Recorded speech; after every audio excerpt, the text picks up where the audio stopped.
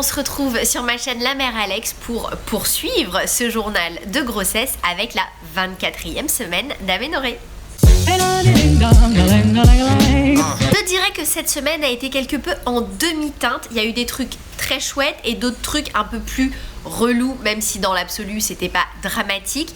Vous l'entendez, je suis un petit peu malade. La semaine dernière, ma fille a chopé une rhinopharyngite, donc elle a passé quasiment toute la semaine à la maison. Et moi, il me en reste un petit nez bouché, donc c'est pas grand chose, j'ai pas de fièvre, je n'ai pas d'autres symptômes, mais ça reste quand même assez fatigant de ne pas pouvoir respirer. Le week-end dernier, nous sommes allés prendre l'air à un festival d'art de rue très sympa qui se fait tous les ans ici en Martinique. Il y a plein de choses, des ateliers, etc. Donc on y est allé dimanche matin avec Alma, qui a pu peindre sur coquillage, fabriquer une poupée, enfin surtout moi bien sûr, parce qu'au bout de 5 minutes elle en avait marre. Elle a fait son maquillage, elle a fait de la poutre, elle a fait du ballon, elle a fait quelques petits trucs. Donc ça c'était chouette, mais du coup on a crapahuté un petit peu toute la matinée, il faisait chaud. Et le soir, en rentrant, je trouvais que ça tiraillait un petit peu. Et pour cause, c'est le grand retour de l'asiatique. Wouh! Elle est revenue. Donc j'ai un point énorme au milieu de la fesse gauche qui me fait un mal de chien. Alors là, ça va un petit peu mieux. Pourquoi ça va mieux? Parce que je pratique l'automassage depuis quelques jours. Ça fait mal, les enfants, mais ça fait mal. Je ne vous dis pas. Ma masseuse m'avait appris à repérer mon nerf sciatique pour éventuellement me soulager en cas de crise. Donc j'arrive à le trouver maintenant assez facilement. Je le masse, mais déjà d'une, ça fait très mal. J'ai l'impression d'avoir un bleu dans la fesse. Et ensuite, ça met beaucoup de temps à passer. Donc, je sens qu'il va falloir que je me trouve un ostéo ici pour me recaler et me débloquer parce que ça ne va pas être possible. Heureusement, hier, j'ai fait mon cours de yoga prénatal, donc qui était très chouette. Ça m'a fait du bien, ça m'a détendu. Bon, en général, comme toujours, après mes cours de yoga, je suis un peu dans le gaz et un peu sonnée pour le restant de la journée. Et hier soir quand je me suis couchée, j'étais bizarre quoi. Alors Eric me dit, est-ce que c'est pas les courbatures, t'as fait des exercices et tout ça? Bon, ça reste du yoga, si le yoga file des courbatures, où va le monde? Mais je sais pas, je me sens, est-ce que c'est les microbes, est-ce que c'est... Mais je sais pas, je me sens pas bien dans mon corps et mon ventre me tire là depuis hier soir.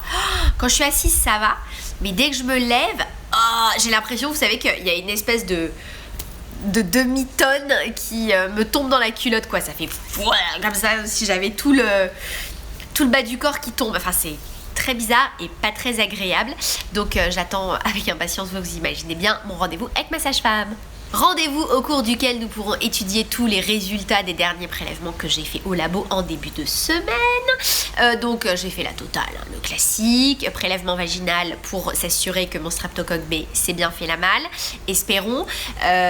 Point positif, alors je sais pas comment on appelle exactement, les laborantins, les gens qui font les prélèvements, m'a dit que contrairement à la dernière fois où il m'avait dit oh dis donc ton col est vachement rouge et tout ça, vachement irrité, là cette fois-ci il m'a dit que le col n'était pas du tout inflammé. Donc ça c'est une bonne nouvelle, on peut supposer que l'infection est passée.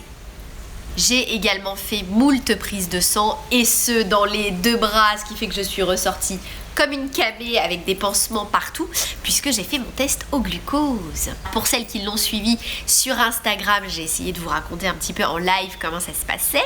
Donc si c'est votre première grossesse et que vous vous apprêtez à faire un test au glucose, voilà comment ça se passe. Globalement, il faut prévoir de passer la matinée au labo, ça prend environ 2 heures. Moi j'ai eu de la chance, il y avait quasiment personne quand j'y suis allée, mais si vous allez dans un labo où il y a beaucoup de passages, ça peut prendre un petit peu plus de temps, le temps de s'occuper de tous les autres gens qui viennent pour d'autres prélèvements.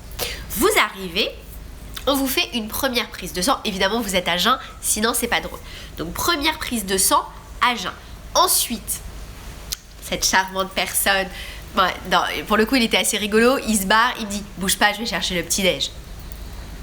Et il revient avec une petite bouteille comme ça. Je vais vous mettre la photo d'ailleurs.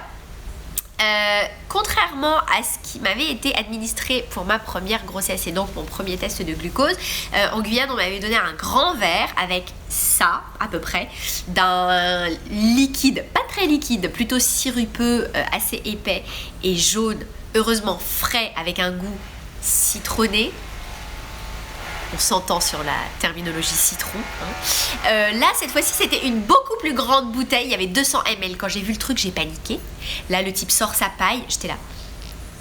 Ok, vous avez une notion très personnelle du cocktail dans cet établissement. Je suis désolée, comme vous pouvez le constater, je suis en basket, je ne vais pas pouvoir rester. C'est pour moi. Malheureusement, ça ne marche pas comme ça. J'ai dû tout boire, donc il me file la paille. Alors fort heureusement, donc c'était toujours frais, toujours au citron, mon parfum préféré. Mais c'était 75 grammes de glucose, donc qui est la dose que vous devez ingurgiter, diluée dans de l'eau. Donc il y avait 200 millilitres d'eau et les 75 grammes de sucre dilués dedans. Donc c'était un petit peu plus liquide, un petit peu plus frais et donc un peu moins désagréable à avaler, j'en conviens. Donc j'étais assise comme ça dans la salle de prélèvement à tétouiller mon glucose. On aime. Et le gars me dit en revanche, ça y est, j'ai lancé le chronomètre, donc il ne faut pas que tu prennes trop de temps pour le boire. Alors, on voit bien que toi, tu n'as probablement jamais eu besoin d'ingurgiter 75 grammes de glucose en 4 minutes 30 avec le débouché. Ok ? Donc, je l'ai fait quand même, j'ai écouté coopérative. Hein ? Et après, tu vas dans la salle d'attente et tu attends. Bien sûr, tu as 5 minutes de loisir parce qu'il y a ton prélèvement d'urine à faire. Donc, ça te fait une petite occupation. On s'occupe comme on peut, vous savez. Et là, pendant 1 heure, il ne faut pas que tu quittes le labo parce que tu es à jeun et tu viens de te faire un shoot de sucre. Donc tu peux à tout moment vomir, tourner de l'œil, avoir des vertiges, des nausées, des choses comme ça. Donc le laborantin passe régulièrement pour checker si ça va.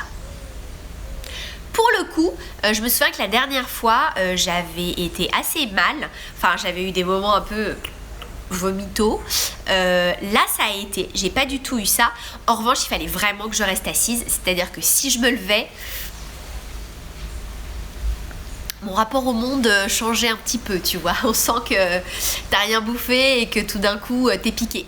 Pour vous donner une idée, 75 grammes de sucre, c'est plus que la quantité de sucre contenue dans une canette de Coca-Cola, ce qui est déjà assez violent. Là c'est beaucoup, presque 2 fois plus, 2 fois et demi je crois, et en une seule prise, assez rapide à jeun. J'aime autant vous dire que pendant tout ce temps-là, mon bébé était dans un état de transe avancé, c'était genre... Comme je le disais sur Instagram dans ma story, c'était Space Mountain.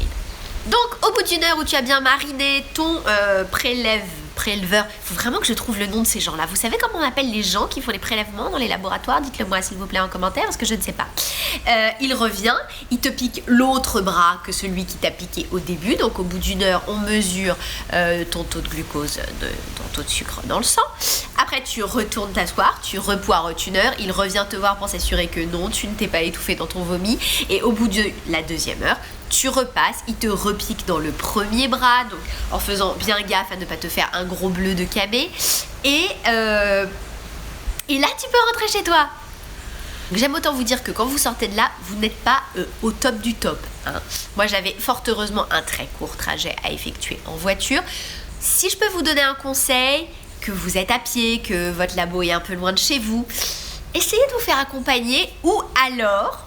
repérez un endroit où vous pouvez aller manger juste en sortant du labo avant de faire votre trajet. Parce que honnêtement, moi c'était ma seule prio, je me sentais super fébrile, j'étais pas bien, j'étais écœurée, j'avais la nausée.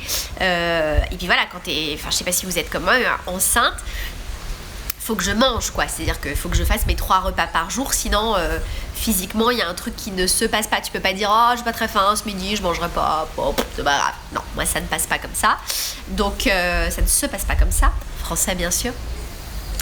Donc je suis rentrée chez moi, je me suis fait des œufs avec du saumon, du fromage, du pain, parce que bien sûr tu viens de t'enfiler 75 grammes de sucre, donc il faut pas consommer de sucre, en tout cas de sucre raffiné au maximum pour le reste de la journée. Ben oui, vous l'aurez compris, c'était pas franchement le moment le plus globe de cette semaine 24, mais qui sait, en dehors de ça, bon ben voilà, passer avec un bébé malade, un rhume pour moi, une sciatique et un test au glucose.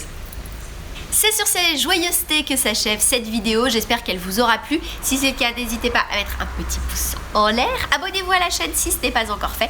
Et on se retrouve très vite pour une prochaine vidéo. Bye bye.